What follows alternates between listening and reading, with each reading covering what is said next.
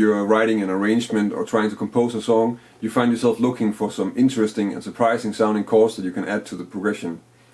In this video I'm going to go over how you can take a really simple progression that you already know, and by focusing on certain parts of one of the chords you can actually substitute it with some really different sounding chords without having to worry about any type of rules from music theory or any analysis of the chords. What I'm going to do is I'm going to take this 2-5-1 in the key of G major, so A minor 7, D7, G major 7, and then I'm going to focus on different ways of playing the D7 chord, and I'm going to use that to just come up with some freely associated chords that I can put in place of the D7. There are two reasons why I'm using a 2-5-1 progression in this video.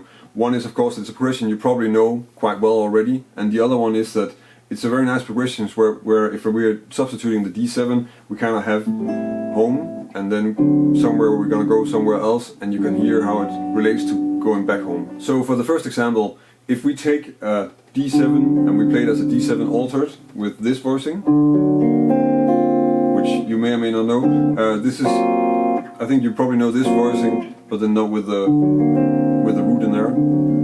But in fact, if we look at this chord, this is a G flat major 7, flat 5. So we can actually use the G flat instead of the D7 altogether, and then we get this.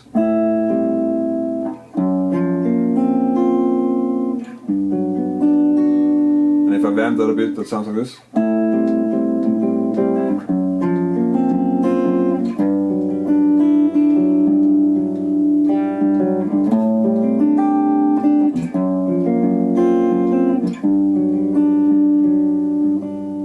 The next example is if we take this D7 altered voicing. So that's a D7 with a sharp 9 and a flat 5. And if I look at the top part of this voicing, then I have this triad, which is an F minor triad. So we can also try and just play an F minor. We can turn it into an F minor 7 and then play that instead of the D7.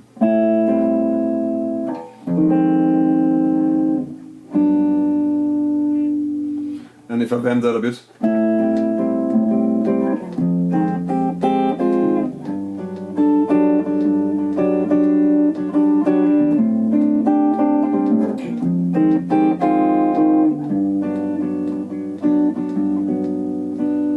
for the last example, if we look at a D7 altered and then play it with this voicing,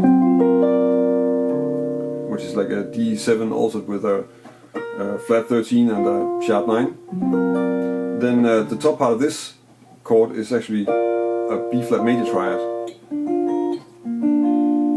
So we can also just turn it into, for instance, a B flat 7, but that's kind of close to the F minor that we just had.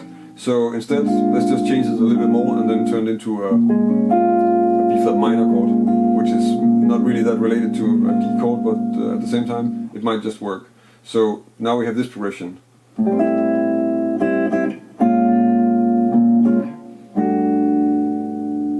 And you'll notice that I'm taking a little bit care with how I'm voice leading it, and I'm trying to make something that makes sense.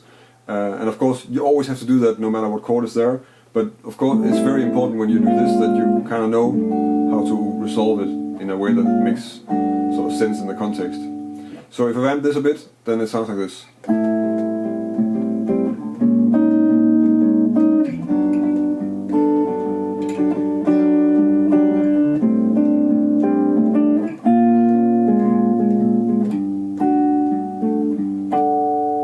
There are 3 examples of how you can look at the top part of a chord voicing and turn that into a new chord and maybe mess around with that and then end up with something that sounds good in the context but isn't really that related to the chord that was originally there.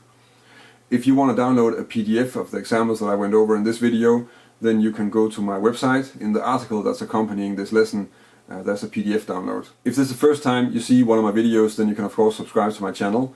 I publish a new lesson every Thursday, and I've been doing this for quite a while, so there's a lot of stuff on my channel already. And besides the lessons, I'm also doing some Q&A videos, backing tracks, vlogs and different things related to exploring guitar and exploring jazz guitar and finding new things with chords and arpeggios. So if you're looking for stuff like that, check out the channel, it might be just the thing for you. That's about it for this week. Thank you for watching, and until next week.